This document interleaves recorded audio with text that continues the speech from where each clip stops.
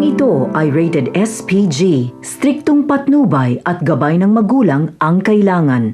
Mainit ang ulo ni Pablo na papasok sa bar kung saan nagtatrabaho sina Tanggol at Bubbles. Promoted nga ang ating bida bilang bouncer sa bar ni Boss Baste. Nakitaan kasi siya ng galing at tapang ni Boss B nang minsan siyang iligtas nito.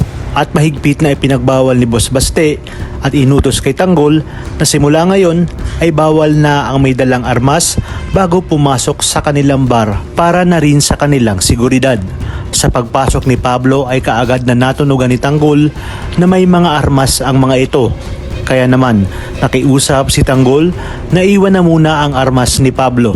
Ngunit mainit ang ulo ni Pablo na sinabi na hindi daw ba siya nakikilala nito. Kaagad namang lumapit si Obet at sinabi na regular customer nila si Pablo at VIP sa kanilang bar. Kaya naman wala nang nagawa si Tanggol kundi palusutin si Pablo. Maya-maya pa ay binalaan ni Tanggol si Bubbles na mag-ingat sa grupo ni Pablo dahil kargado umano ang mga ito. Nilapitan agad ni Bubbles si Pablo at tinanong kung ano ang order nito. At dahil kilala nating babaero din itong si Pablo ay sinabi niya nga kay Bubbles na ito ang kanyang gusto.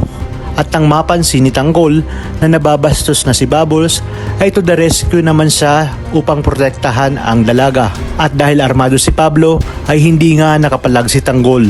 Hanggang sa maya-maya pa ay darating naman sina Marcelo at Dante. Napagod kasi sila sa paghahanap kay Tanggol. Nakita nila na nagkakainitan si Tanggol at ang apo nitong si Senyor Pacundo na siya ngang si Pablo. Kaya naman siya na ang umawat kay Pablo at sinabi na tao nila ito at pinapahanap ito ni Senyor.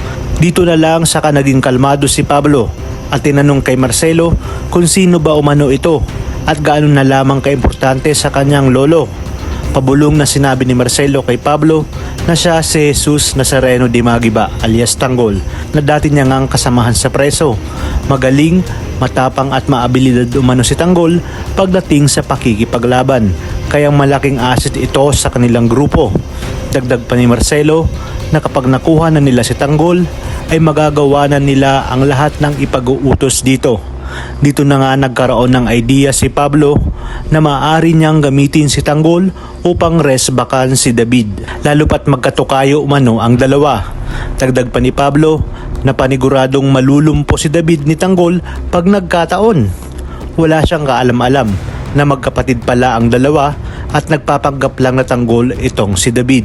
Ngunit ano kaya ang gagawin ni Tanggol sa oras na magkaharap na sila ni David? Dito na rin kaya malalaman ni Pablo ang pagpapanggap ni David kung kaya't hindi na siya magdadalawang isip na itumba ang tukmol na si David dahil gigil na nga siyang masapak ito.